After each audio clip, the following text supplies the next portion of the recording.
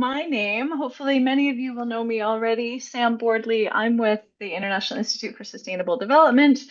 I work on their resilience team, and I'm kind of a climate change and NBS specialist. And I have the very amazing honor of welcoming everyone to this fabulous session today. This is our first, hopefully, of many, our launch event for our peer learning virtual series, which we're really excited to kick off today with two phenomenal speakers who I couldn't be more happy that they were so boldly volunteered to support this kickoff event to lead us through some of the youth-led climate action that's happening on SUNCASA in both Kigali and Johannesburg. So I'm really excited to introduce Rita, our gender and climate resilience specialist with Rwandan Young Water Professionals, and she's going to walk us through some of the work that they've been doing with the Green City Clubs. As I understand, 17 clubs across 17 different schools across the city, which is incredible.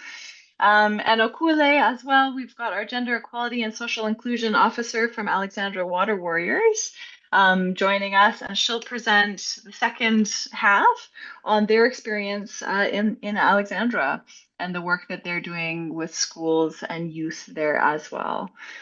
So with that, again, thank you so much to everyone for taking a bit of time to learn and to share with us today. A very warm welcome. And with that, we're going to pass it off to Rita to walk us through the work that their team has been working on with the Green City Clubs initiative in Kigali. Thank you, Rita. Welcome. Yes, thank you so much, Sam. Thank you for the wonderful introduction.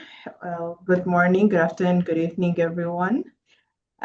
My name is Rita Nishimwe. I'm here on behalf of the Rwanda Young Water Professionals to take you through the exciting work that has been taking place under the Green City Club initiative. So today's presentation, we will highlight how students use creativity to lead climate education and environmental action in their schools. So before we begin, I want to talk about Green City Club. So we understand what our vision and what we're doing in schools across Kigali. Green City Clubs are inclusive youth-led groups that promote environmental stewardship, climate resilience, and sustainable urban living. In Kigali City, the clubs are being established in schools as well as model villages. Model villages usually host people who have been relocated from flood-prone areas or areas prone to climate hazards and are being relocated to safer places. So today's presentation is going to focus on the work we're doing in schools, but just to paint the picture for you, we're doing more work with other members of the communities outside the schools. So in schools specifically, we focus on tree planting, creative arts for climate awareness, climate education, and waste management. You will see through this presentation, which will focus a lot on the role of using creative arts for climate awareness and how that is really pivotal for climate education, especially among the youth. So to paint the picture for you, as Sam mentioned, we have 17 schools in Kigali currently engaged under the Green City Club initiative, where in each school we have a club. And to show you basically the coverage, we have managed to get 70 schools in Kicukiro district, 4 schools in Gasabo district, and 5 schools in Nyarugenge districts. These are the districts in Kigali City. And in each school, there's a structure for the club, usually, and at the top is the school focal person or mentor, which are usually a male and a female, a man and a woman, who are part of the school staff, whether that's a teacher or someone in charge of administrative tasks, who follow the student club, making sure that it aligns with academic calendars or the goals of the school. And basically the one who are spearheading the club at the school level. And then after that, we have the club leadership committee made up of students. It's for students, and we encourage to have boys and girls and also the students living with disabilities in the clubs. So far, I would say 85% of the schools have now formed committees, which are very inclusive. We have, I would say 56% girls in the clubs committees. And we also have some students living with disabilities also leading, taking on leadership roles. So that has been really pivotal in making sure that we are as inclusive as we can be. And then at the bottom, we have the club members who are usually engaged in the day-to-day activities of the clubs. Now let's talk on the meat of the presentation, which is how creative climate education through student leadership has been used to enhance or promote environmental awareness in schools. Over the year, we've had two major events, which I will touch on, which is number one, the environmental competition that was themed My Tree, I Grow With It. The flow is better in Kinyarwanda. This is just the way we translated it from Kinyarwanda to English. But when we say in Kinyarwanda, it has better flow. I think the students fell in love with it. And this competition happened in Kimisagara Secondary School.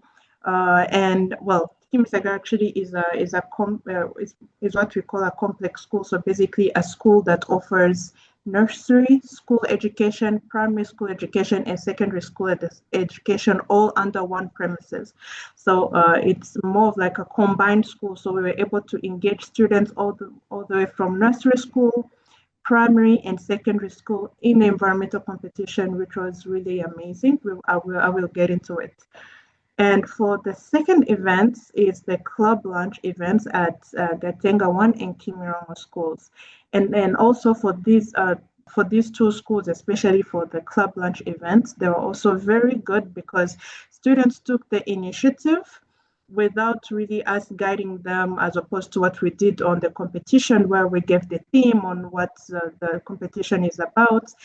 At the event, it was totally students taking charge for everything and really making it happen and making sure that they're spreading education on climate. Across all three schools, we saw students using their own performances to educate their peers about importance of trees and green spaces, and inspiring climate action through songs, drama, debate, and fashion, as well as encouraging fellow students to join and take ownership of the Green City Clubs. Through the different forms of art that we use to communicate powerful environmental messages, we are going to see there are different forms of art that we use, whether that is singing, where we in songs students use nature as a metaphor, and also using dance to show trees as an identity and movement, or using comedy and drama to do climate storytelling, as well as fashion to show nature as a wearable identity, as well as debate to show youth leadership on climate resilience, and lastly, visual arts, which really gave tree a voice. So we'll see in my presentation how these forms of art were used to inspire climate action, and they were really teachable moments delivered by students for students. So now we get into the pictures to see exactly what was taking place. Starting with visual arts. On the picture on the left, I'm not sure it's very visible, but on the picture on the left, we have trees actually kneeling down. And you can see with the little branches that they're begging people not to cut them, and they're offering the people fruits. And they're offering them fruits, and you can see one person who has completely thrown down their axe because he's getting moved by the trees begging him, telling him, "Don't cut me. I will give you benefits. I will feed you. I will give you." You can see that the trees are also offering shade. I will offer you shade. I will give you clean air. All of that. And this was titled "Don't Cut Me, I Am Your Friend." This was the title of the of this of the painting done by one of the students in the school competition.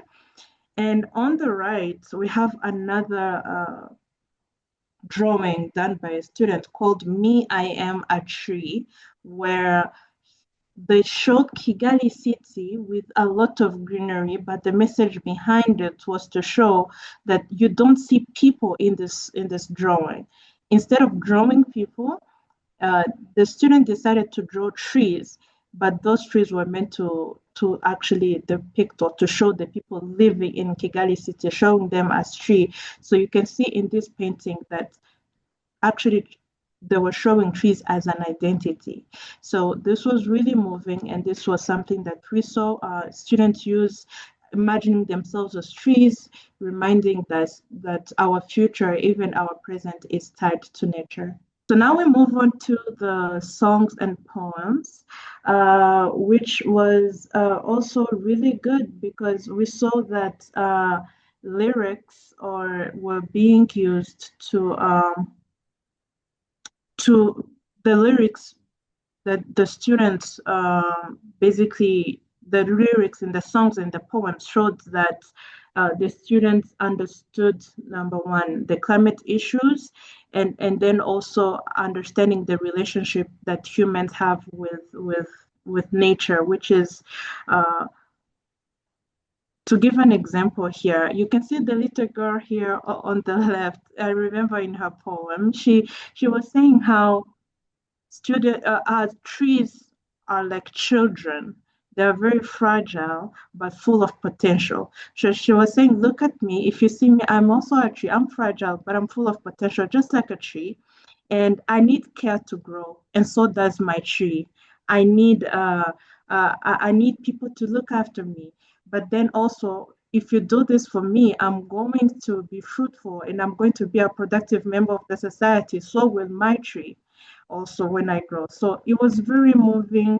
And as you can see on the picture on the right, we have little boys, a little girl and a boy dressed in tree leaves. These are banana trees that they used to clothe themselves. And they were singing also, showing the children, "Now look at them, they're trees." So they were referring to the children as trees also, which was very moving. So it was really a really big moment of building culture around taking care of Kigali, and then also children reflecting themselves as trees. So now, next we can see uh, students dancing with tree branches to celebrate nature and green identity, whether it's the girls on the left or you can see the others who were actually dancing. This was really the picture on the right. It was moving because it was raining heavy and it was very muddy. As you can see, there are puddles of water. It was raining, but the students chose to still go on. They said they actually preferred it because they said now we have water for our plants because they had plants they were dancing with. So they were trying to show here, as rain is coming, we are going to embrace it and show that this is going to nurture our plants, which is the message actually they ended up getting across in their performances. So they were dancing in the mud. As you can see, they're watering a plant using a jerry can to water the plant while others are dancing. So it really shows how using dance can inspire action and also can inspire resilience. Now they also use humor to show the importance of community awareness in tree care. There were a lot through comedy and drama. As you can see on the left, there's someone picking an axe to cut a tree. They had a really good play showing how a person was cutting trees down to basically get some quick cash because he was going to sell the trees for people who want to burn them into charcoal so he can get a quick cash to go buy himself a beer. And then it ended up raining on his land, and the rain flooded his land and it carried the soil, and his house was destroyed, everything. But it was used in a really comedic way because I remember before the beginning of the plays here, some students couldn't really define what erosion was. They didn't know exactly what flooding was. But in the end, we will ask them, so what is flooding? And they will say, oh, flooding is when the rain took some in the comedy show, in the show they just did, it rained and it took his land, and they could actually define it because of the way that they had used comedy and drama to really depict in a way that it's easy for students, regardless of their age, to understand exactly what are the climate issues we are dealing with, especially in the context of Kigali. So now we go to the live debate. Here in one school, actually when they were launching the club in Gatenga, they had a debate themed Greening Our City is Key to Urban Resilience. And what was really good about the debate is that we saw students who didn't study anything about, let's say, climate resilience or nature-based solutions, being able to go in front of the whole school and defend nature-based solutions as a keyword, climate resilience as a keyword, and they will get challenged by their opponents, maybe asking them, what do you think urban resilience is key? There are other things, so what makes it key? And they could really stand there and defend it and understand what it means. So seeing a student who, let's say, is studying literature and really what they're studying doesn't have a way of they're not being taught, let's say, geography or sciences or things like that, but they're able to now understand what climate resilience is, what climate adaptation is, being able to differentiate climate mitigation and climate adaptation, all of that. It was really key. It was really good to see how students really were taking charge, and it showed how deeply students understand these issues, whether it's through what they argued, challenged, or inspired. It really showed that they were taking ownership of solutions. Okay, so lastly, we have fashion, where students were actually wearing messages. A key highlight in the fashion is that they were using, I would say, like recycling materials. A lot of what they're wearing is made from their bed sheets or towels, things like that. And they were working with handing paintings, and they were showing fashion is a form also of climate expression, whether that is wearing a plant, or whether as a scrunchie on your head, on your hair, or they had many wonderful ideas, but all were really powerful visual statements for environmental sustainability. As I move, I will talk on what the outcomes and the lessons from these events. What we saw was that the outcomes of increased climate awareness and confidence in environmental knowledge. That was one of the things that we saw. And another common thread here is that there is a stronger understanding of nature-based solutions as a concept, but then also as a practice. Another thing is youth-led engagement has greater emotional and social impacts, especially when used in a creative way. As well as schools now are now equipped to run more Green City Clubs initiative year round, especially since now they have launched the clubs, and students in the schools know about the club and what it does. And then also that students want more creative platforms to express their environmental ideas. So what we learned across all schools, yeah, thank you. So number one is student ownership. So students have a high sense of ownership when you give them the space to do so. This would have had a totally different outcome if the approach would have been to just give it like a formal lecture, go and teach them like the way they've been taught in schools. The motivation would have been there, but it wouldn't have been as much motivation as they should when you gave them the space to be able to have ownership and initiate their creative activities. And another lesson is that art is a teaching tool, and a powerful one, especially after what we saw, how much message went across in a single dance or a single drama show could have pointed a lot of points in one. If I had to make a presentation about it, I would have gone on for 1 hour, but a 10-minute art performance could completely encapsulate all of that. And another thing is gender inclusive participation, which we saw across all schools. The participation was very gender balanced. This is also supported by the fact that in most of the schools that the Green City Clubs operate, the gender participation is there equally. We have most schools is usually 49% say girls, 51 boys. So the participation was very inclusive. as well as peer mobilization. So talent shows really attracted more students actually to join the club, as well as leadership growth, where students emerge as role models and organizers in their schools. So lastly, to talk about what's next for the Green City Clubs from here now, we have tree planting coming right along now that we are getting into our planting season. And another thing is Grow with Your Tree campaign that will go on through all the schools, making sure that they understand the tree care and monitoring of the trees, as well as continued creative competitions and showcases. And then also, we want to see expansion of the activities led by the students into other things like recycling or school gardens. Lastly, which is what we hope to get out of this, is to have a toolkit on how to scale this to more schools. So thank you. That was all for my presentation. Rita, that was wonderful. Thank you so much. Let's show Rita a little bit of love with our emoji reactions here. So if you haven't been on Zoom for a while, hover over the bottom here. You can click on react. Yeah, let's show some hearts, some celebration, some clapping. It is so hard to present to a screen of black squares.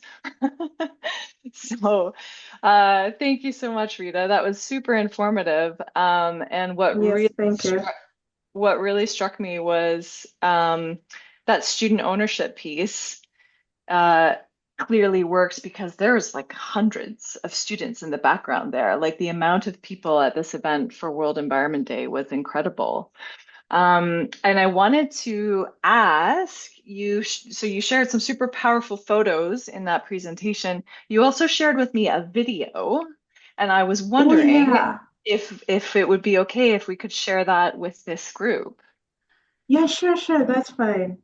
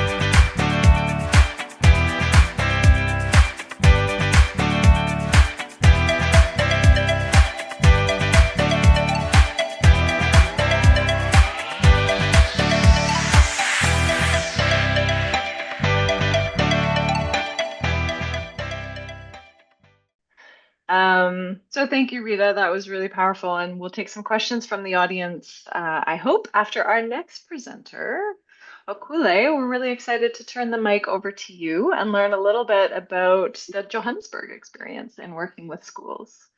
Thank you. Thank you so much. Good afternoon, everyone. I hope everyone is doing well. And thank you to my colleague, Marita, for her wonderful presentation. And it's really great to be here today on our very first peer-to-peer virtual learning session. For me today, it really is about sharing and learning. And as you know, Alexandra faces many challenges: unemployment, pollution, and climate change. But we also know that we have solutions within us. And one of the strongest solutions is simple but yet powerful, and that is planting trees. So let's start by looking at why this project is so important to SUNCASA and all of us. This project is directly linked to the SUNCASA goals. First, it helps us with the climate change adaptation. By planting trees and building green infrastructure, Alex, we are making Alex stronger and more prepared for the challenges of a changing climate. Second, it supports nutrition security. As you know, Alex has high unemployment, and food security is a really huge topic. So planting trees means that in the future, schools and families will have access to fresh, nutritious and healthy food. And thirdly, it builds skills and capacity for local youth. And that means young people are learning hands-on skills that can create jobs, opportunities for the future. So another reason this matters is how we enter the schools. We don't just go planting in the schools. We respect the community, the leaders, and the institutions that are located in Alex. We make sure we understand the political and institutional sensitivities before we implement anything. And that is why the project got so much support from the beginning. So now let's look at the targets for urban greening. Altogether, SUNCASA aims to plant about 46,000 trees. Out of those, 30,000 trees will go to homes, giving families fruit, shade, and beautifying their homes that they live in. And I'm proud to say that 10,000 of those home trees are for Alexandra residents. That means that households will directly benefit from trees they can care for, enjoy, and pass down to the future generation. The other 16,000 trees will be planted in public open spaces, in parks, alongside rivers, and in schoolyards. And out of those, 3,000 trees are allocated to Alexandra. And this means more green spaces for our children to play in, and more protection against floods, and basically beautifying our community. And now, the project context. So the tree planting school activation was launched in Satellite High School. And the reason why this school was chosen was because it's a new school in Alex. Alex has about 18 schools in total. So this school was finished, they finished building it around last year. So they started taking in students this year. And basically, because it was a new space, it gave us, a yard because, you know, of the limited space that is in Alex. And it also gave us an opportunity to use it as a demonstration site. But we also had challenges in the school because, you know, it doesn't have any trees around the school, which means that the students dealt with extreme heat and very little shade. And the families that are around the school, they're very poor, and, you know, they had issues with nutritional food for the school and for the students. And also the students had little to no engagement in environmental issues. Environmental issues is not really top of mind in terms of the curriculum in the LS schools. So this was an opportunity for us to introduce the subject. So the opportunities, like I said, that schools like Satellite High School can serve as a demonstration site for climate resilience. That means what we did, which is planting trees, creating shade, improving nutrition, will inspire other schools to follow suit. And most importantly, the youth that are there will be long-term custodians. And this screening initiative, when students take ownership, like Rita had said, they are more invested in it, they take care of the trees, and they get to learn more about the environment. So Alex is, to put it mildly, it's a political minefield. So you have to go in there with great sensitivity. So one of our most important things that we had to do was have a stakeholder management plan. what we did was that because the political climate in Alexandria is very tense, we engaged with the local councillors, the parliamentary constituency office, and the Department of Education in the district office. So that gentleman you see on your screen there, that's one of our district office officials. His name is Mr. Mashinini. And when we engaged him, you know, he was so happy. He even volunteered to be one of our speakers because he really does believe in greening Alexandra, and he really does believe that introducing environmental curriculum to the school will help the next generation. I'm sure some of you are aware that Alexandra Water Warriors did appear in the grade 12 exam questionnaire in the high school. So they had to learn about Alexandra Water Warriors. So he's one of the advocates that are really trying to push for environmental curriculum in the schools. So just to give you a snapshot of the day of the activation. So on Monday, 24th of February, 2025, we brought together 50 students and teachers along with our strategic partners, the World Resources Institute, and our very own Alexandra Water Warriors SUNCASA team. Together, we planted 25 trees, which we had nectarines, plums, and peaches in those trees. And just to make sure that they thrive, we paired 2 students with every tree. That means that each tree has its own caretakers responsible for watering, monitoring, and ensuring that the tree grows strong. And what's great about this activation is that it doesn't stand alone. It's fully integrated into the broader SUNCASA goals, building climate resilience, improving nutrition, and empowering youth as custodians of our green future. So this wasn't just a planting day, it was a start of a long-term commitment, a commitment by students, teachers, partners, and the Alexandria community to care for our trees that we planted.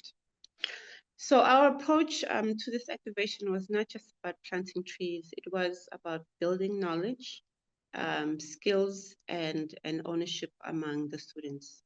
We started with the classroom session where we explored why trees matter. We spoke about how trees help adapt to climate change by cooling our environment and protecting us from the heat. We discussed how they improve nutrition, specifically fruit trees that provide healthy food. And we also looked at the socioeconomic value of the trees, how they can create green jobs and opportunities in the future. A lot of students don't know that there's actually a green economy, and you know, into the future there will be lots of green jobs. So there was an opportunity for them to get exposed.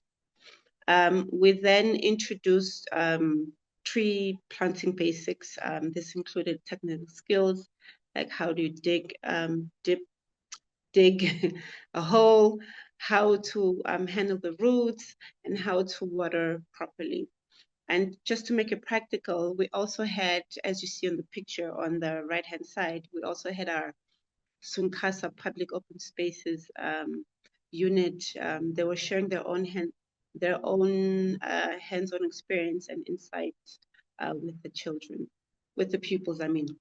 And then after the classroom session, we moved outdoors, the field session. As you see, our project manager there, Paul Malulege, he was there with the kids, giving them hands-on experience, live demonstration, and basically showing them step by step how to plant trees correctly. Then students were paired into twos, and then they also started planting themselves just to get first-hand experience. Now, one of the most important questions we always ask ourselves is, how do we make sure this program continues and that it grows? Sustainability is not just about planting trees once, it's about keeping students engaged and connected to the journey of urban greening. So to do this, first, we will continue to involve students directly in tree planting campaigns. Every planting campaign is a chance for them to learn, to take ownership, and to strengthen the bond between students, young people, and their environment. Second, we want to connect students with government programs, specifically through Johannesburg City Parks and Zoo, by linking schools with these citywide urban forestry initiatives.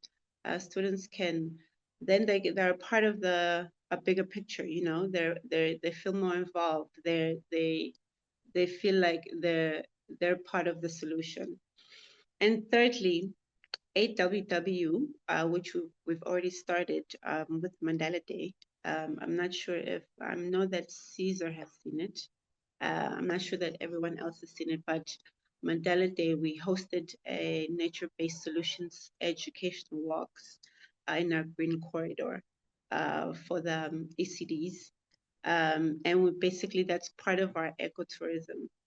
And by taking students into existing green sites, they can see firsthand how nature provides solutions to climate challenges.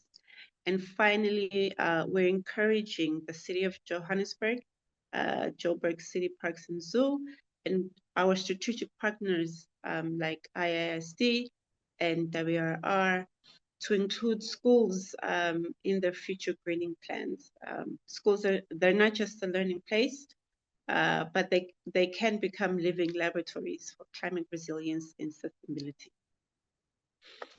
So our Journey with SUNCASA project has taught us a few critical lessons that have stood out. And Alex, you know, the first and the most important thing is stakeholder engagement is non-negotiable.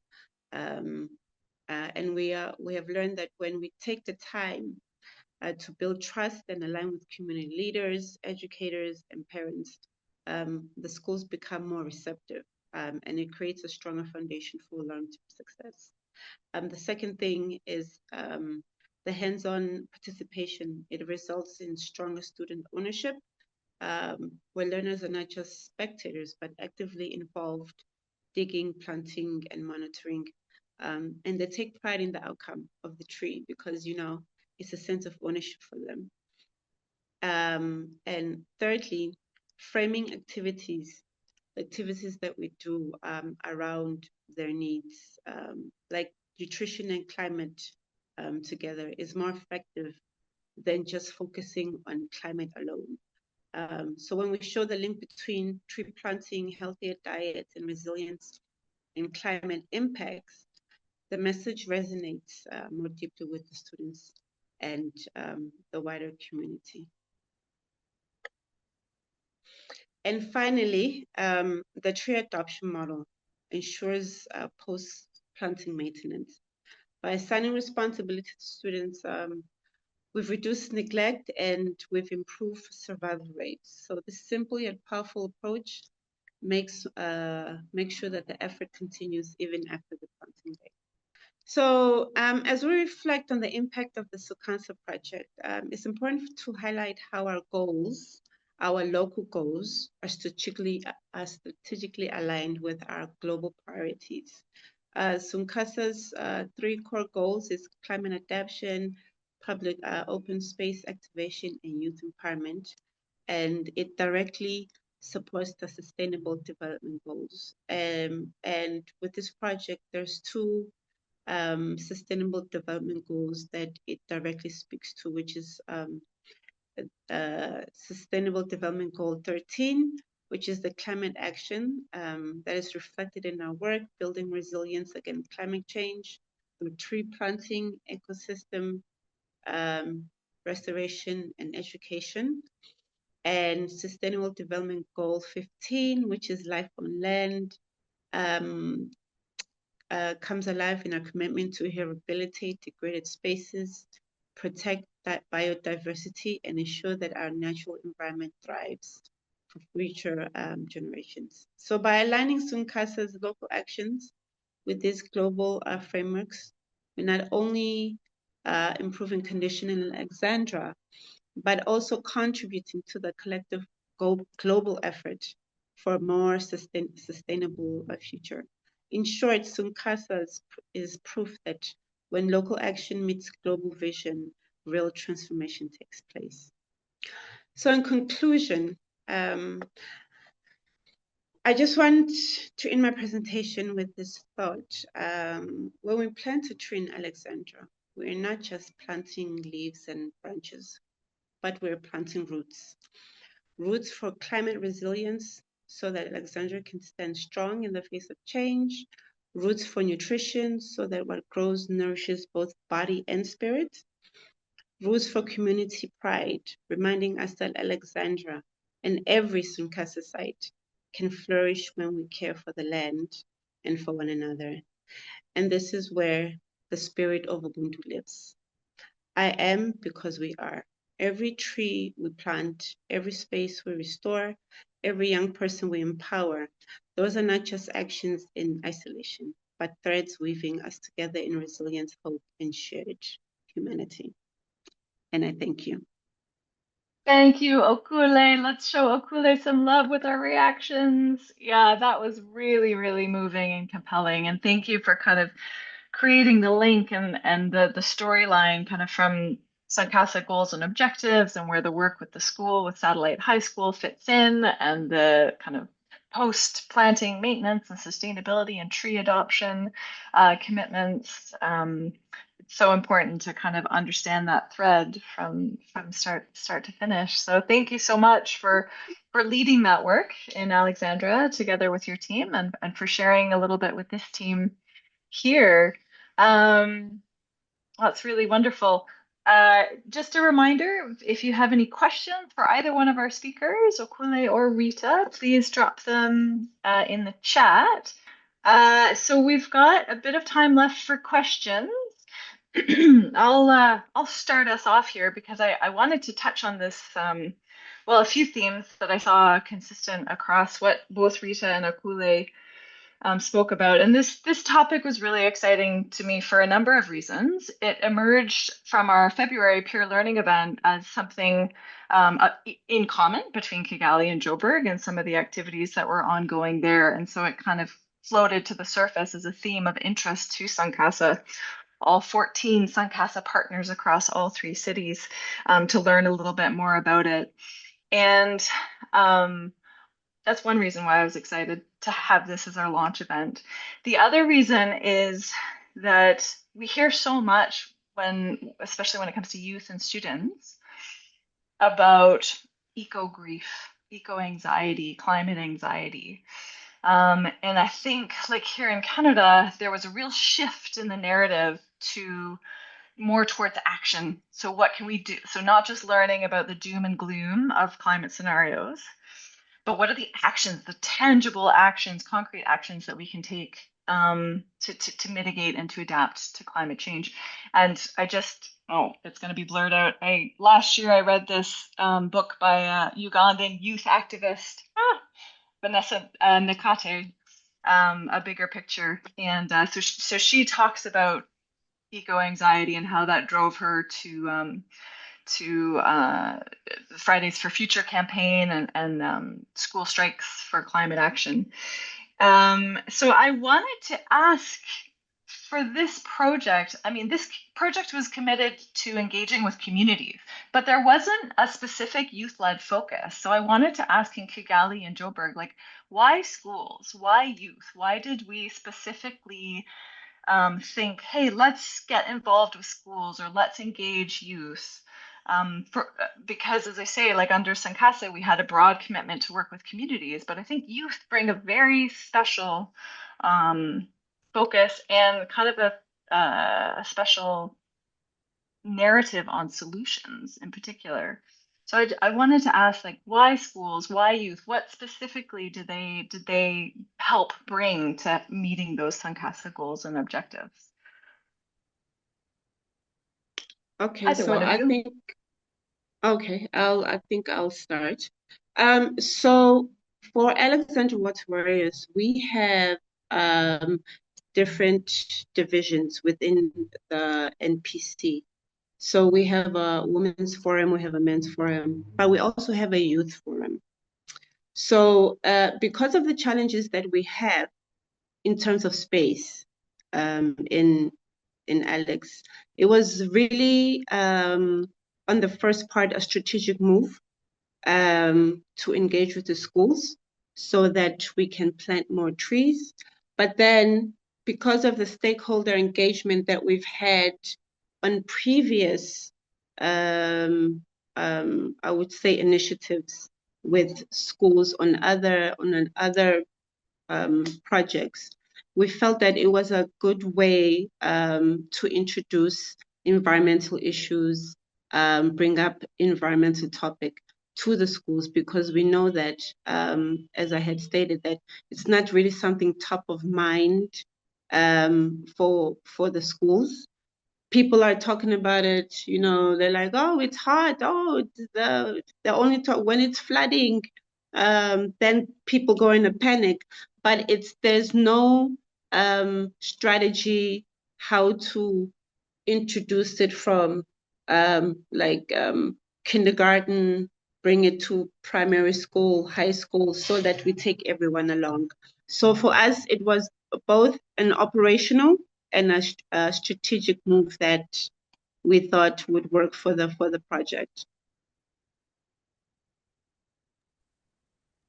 Yeah, just like Okuse said, schools are a really powerful entry point for early engagement and lifelong habits. So, starting with schools, especially us as the Rwanda Young Water Professionals, we are a youth network who were very used to working with the youth. But then, with what we've seen, there's no limit to how young a person can be to become educated, especially on global crises that are very prevalent even in the daily lives that we see. So it's very important that we teach the kids that they learn exactly what their role is in offering solutions.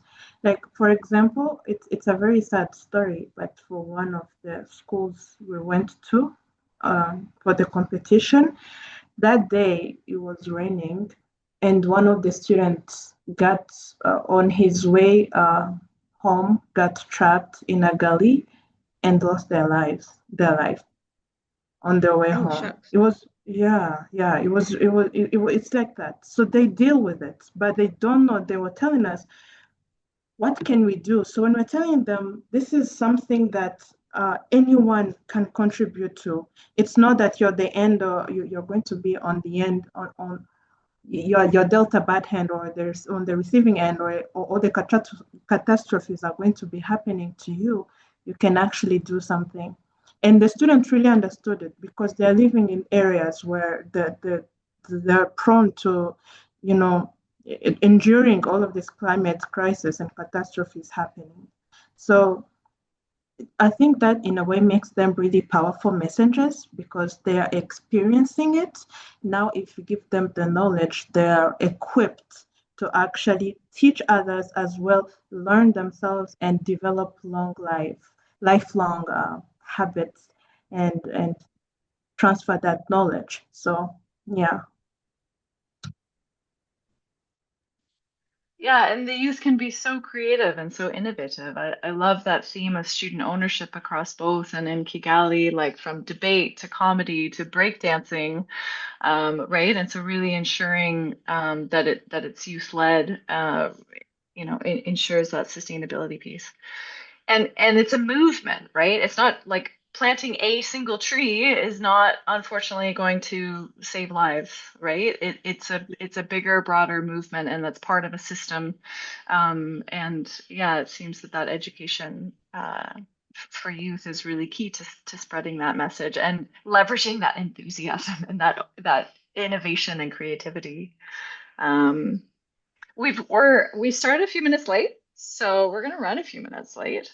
I want to open it up to the audience here. Have we got any other questions? Are they shy?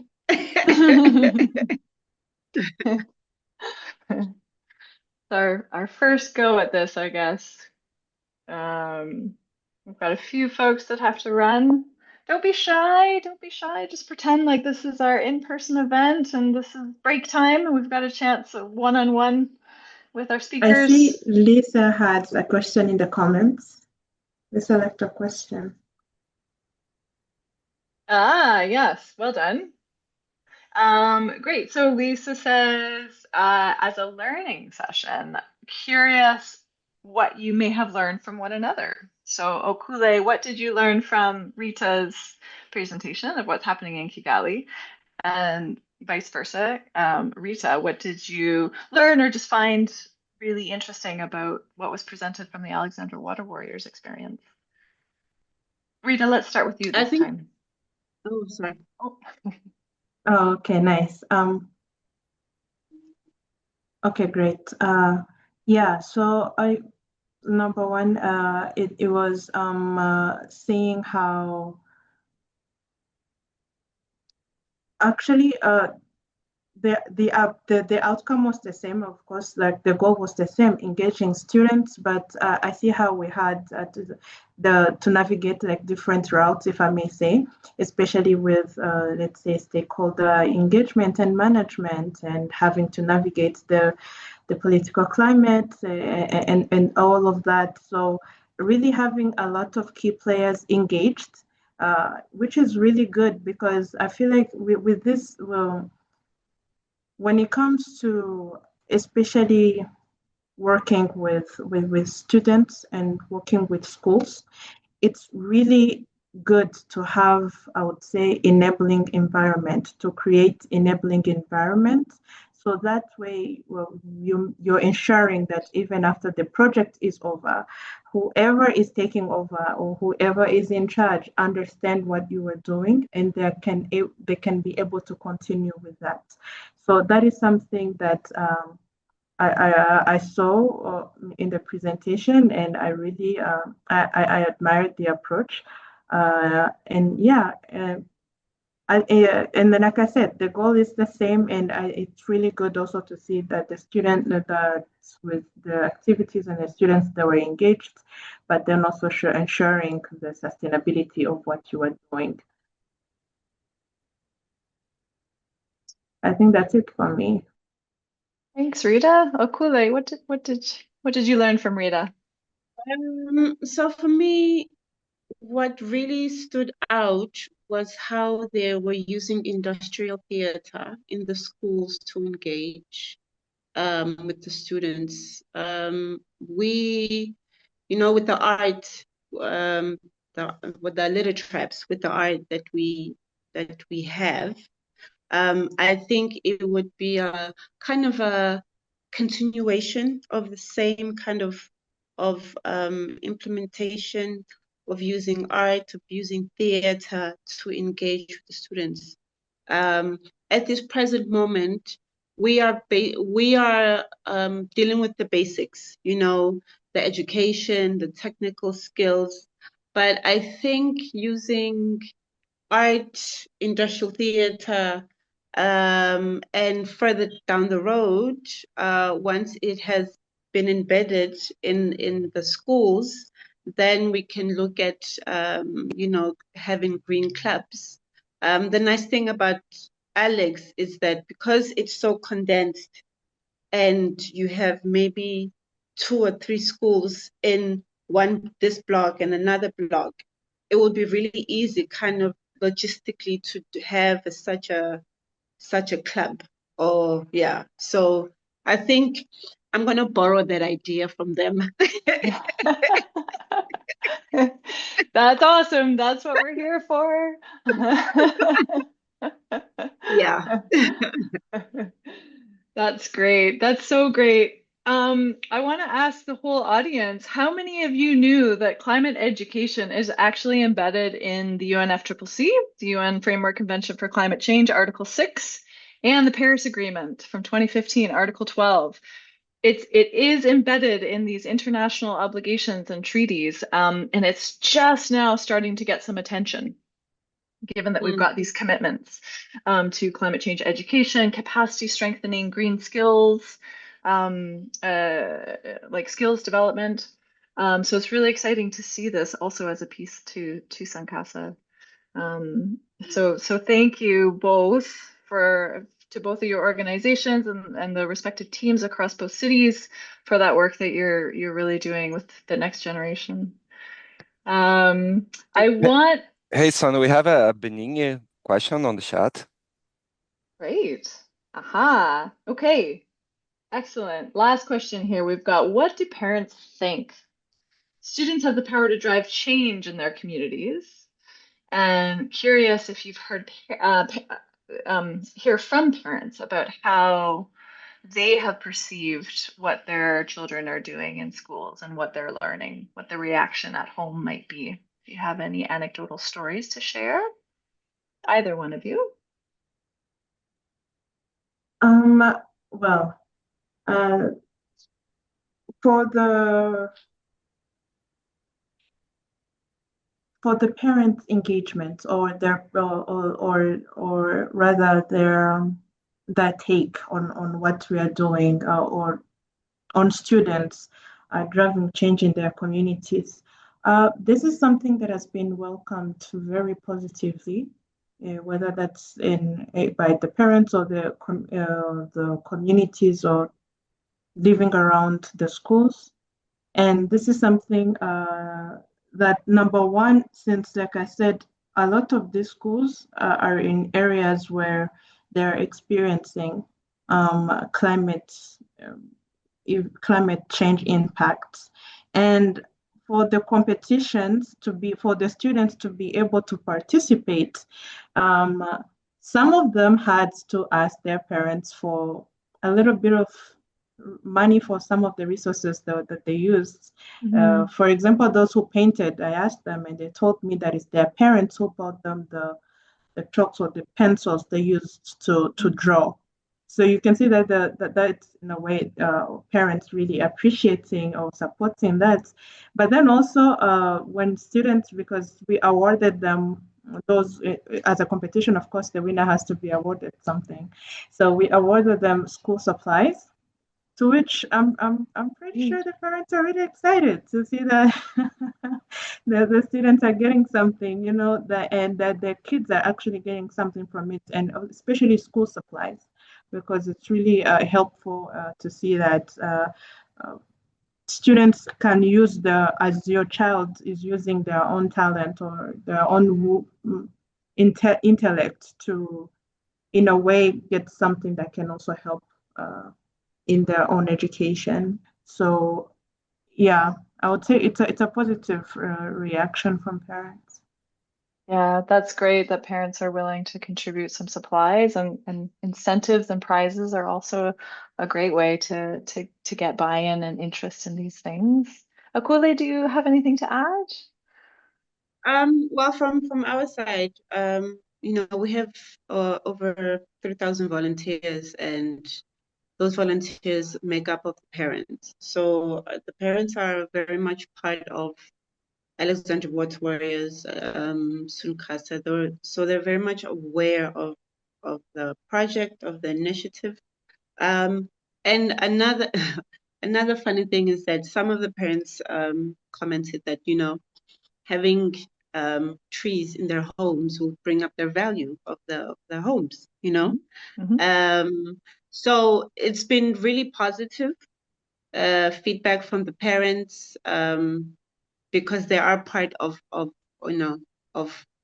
whole SUNCASA project. So through the volunteering program. Yeah. That's great. A win-win, I'm sure of it. That's wonderful. We are at time, I would say. So I want to say like a massive, huge thank you again, Okule and Rita, for sharing your experience, for helping launch this exciting, what we hope to now be a monthly series to learn from one another and engage and discuss on these different topics across SUNCASA. So thank you for being our fearless pioneers kicking us off here, August 21st. Just to mention, we don't have dates for the September or October event yet, but we're going to look at restoration and arid dryland environments in Dirdawa as one session. And we've got an upcoming session as well about the story of the litter traps from Johannesburg. So stay tuned for details about that. Very excited. I want to thank everybody for taking the time to participate and to support and to hear from Okule and Rita. Super exciting. And thank you everyone for being here, for spending some time with us. Thank you to our speakers. Thank you, Cesar, for your technology help. And we will hope to see you again next Thank you, Sam. month.